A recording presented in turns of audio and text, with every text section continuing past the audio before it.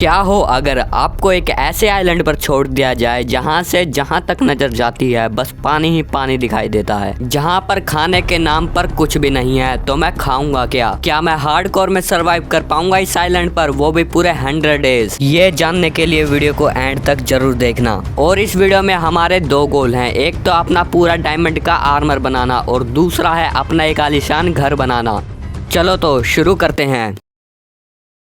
World में आते ही मैंने देखा कि हमारे आइलैंड पर दो पेड़ है, एक है जंगल पेड़ और दूसरा है ओक पेड़। सबसे पहले तो मैंने पेड़ को काटा, पेड़ से मिलने वाली सैपलिंग को रिप्लांट किया। फिर मैंने एक वुडन की पिकैक्स बनाई और थोड़े से स्टोन माइन किए। स्टोन में अपग्रेड होने के बाद मैंने अपने आइलैंड के ऊपर वाले लेयर को क्लियर करने का फैसला किया, क्योंकि इससे हमारा आइलैंड दिखने में बहुत ज्यादा अच्छा हो जाता। और मेरे दिमाग में था कि मैं अपने आइलैंड को एक रेक्टेंगल शेप दूंगा। डर्ट को माइन करते समय जितने भी पेड़ उगे मैंने उनको उनकी सैपलिंग को एक बार फिर से रिप्लांट किया। उसके बाद मैंने आइलैंड की घास को काटा, जिनसे हमको वीट सीड मिलेंगी, जिनसे हम फार्मिंग कर पाएंगे। थोड़ी देर बाद मेरे को एक पैरेट दिखाई दिया, जिसको मैंने काफी आराम से टेम कर लिया। हम अपने तोते का नाम क्या रखें मुझे कमेंट बॉक्स में जरूर से सजेस्ट करना।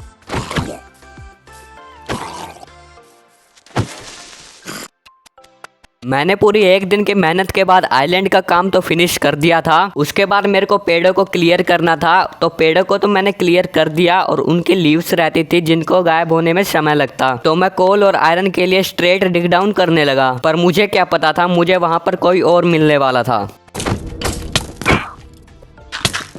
दूसरे दिन ही वीडियो का दी एंड हो जाता और मेरा तोता गलती से मेरे हाथों से ही मारा गया। 1 लाइक बराबर में 1 RIP तोता। पर मैं यहाँ थोड़ी ना रुकने वाला था, मेरे को अपने तोते का बदला भी तो लेना था।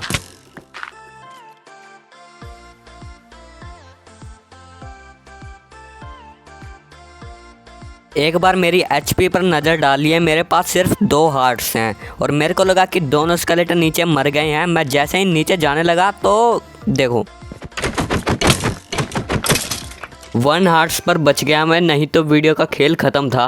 थोड़ी देर बाद मेरे को एक और तोता दिखाई दिया जो कि हमारे पुराने तोते की जैसा ही दिखता था, तो मैंने इसको टेम करने की ठान ली थी। ये वाला तोता टेम होते होते मेरे सारी सीड्स को खा चुका था, यानी कि अब खाने की दिक्कत। इतना सब कुछ होने के बाद कम से कम आइलैंड तो अच्छा लग रहा था। आइलैंड के बड़े होने के कारण यहाँ पर एनिमल्स भी स्पॉन होना शुरू हो गए थे। सो गाइस, इनके रहने के लिए घर बना दे।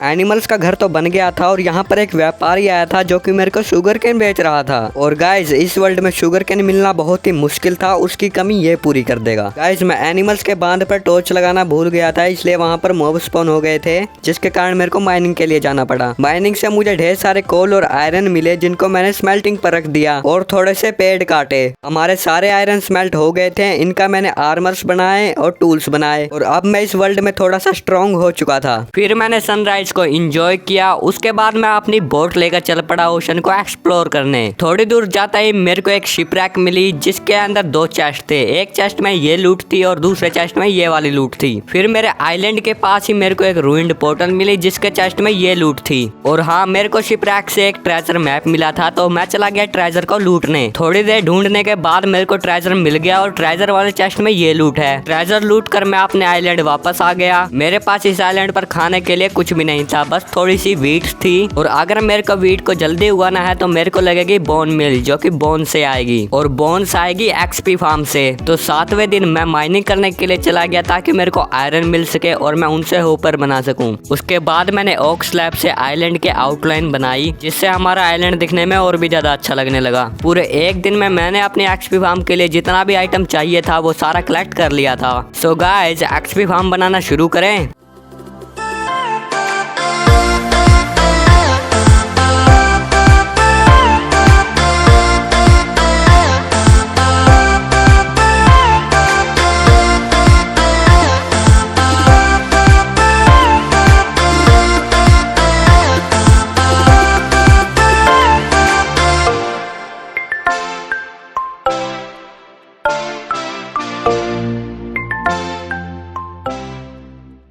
पूरे 4 दिन के बाद मेरा XP फार्म तो तैयार हो चुका था, पर ये अच्छे से वर्क नहीं कर रहा था। ये इसमें क्या प्रॉब्लम थी उसको मैं बाद में सॉल्व करूंगा। मैंने पूरा एक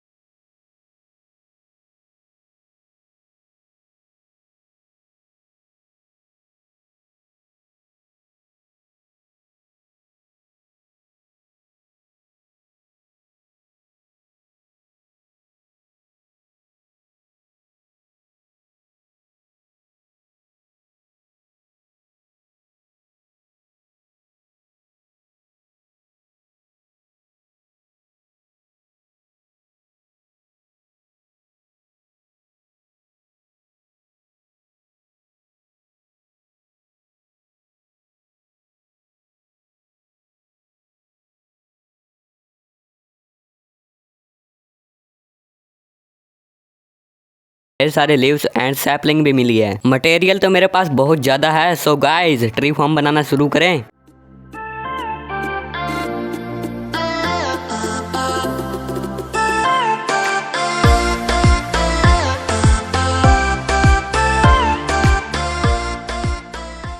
ट्री फार्म तो हमारा बनकर रेडी हो चुका था और देखने में ये बहुत ज़्यादा ब्यूटीफुल और सुंदर लग रहा था। देख सकते हैं मैंने कितने अच्छे तरीके से यहाँ पर ओक सैपलिंग उगाए हुए हैं। उसके बाद मैं चला गया था ऑब्सीडियन को माइन करने, क्योंकि अब मैं बनाने वाला था एक नेदर पोर्टल। नेदर पोर्टल को बनाने में जितने भी आइटम्स का यूज होने वाला था मैंने उन सभी को इकट्ठा कर लिया था। तो गाइज आपकी परमिशन हो तो नेदर पोर्टल को बनाना शुरू करें।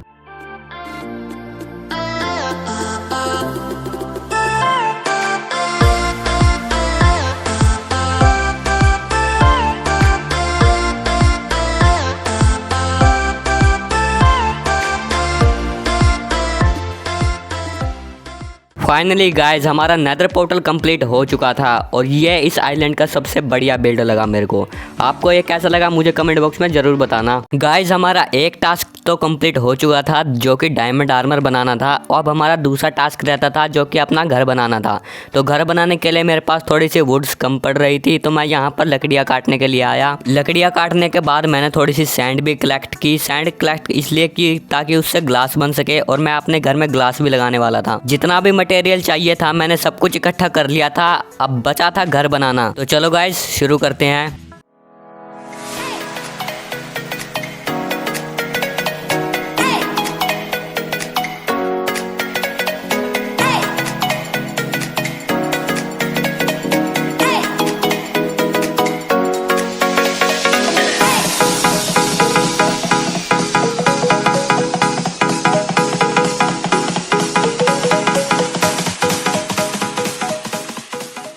हमारा ट्री हाउस भी बन चुका था, यानी कि मैंने अपने दोनों टास्क कंप्लीट कर लिए और इसी के साथ मैंने 25 डेज भी सरवाइव कर लिए। Thanks for watching guys. By the way ये हमारी फर्स्ट वीडियो थी। कैसी लगी कमेंट में जरूर बताना और अगर आप मुझे सपोर्ट करना चाहते हो तो चैनल को सब्सक्राइब भी कर देना। और इस सीरीज के नेक्स्ट पार्ट में मैं जाऊँगा नेदर में, तो उसको देखना तो भूलना ही मत। मिलते हैं नेक्स्ट पार्ट में। Bye bye.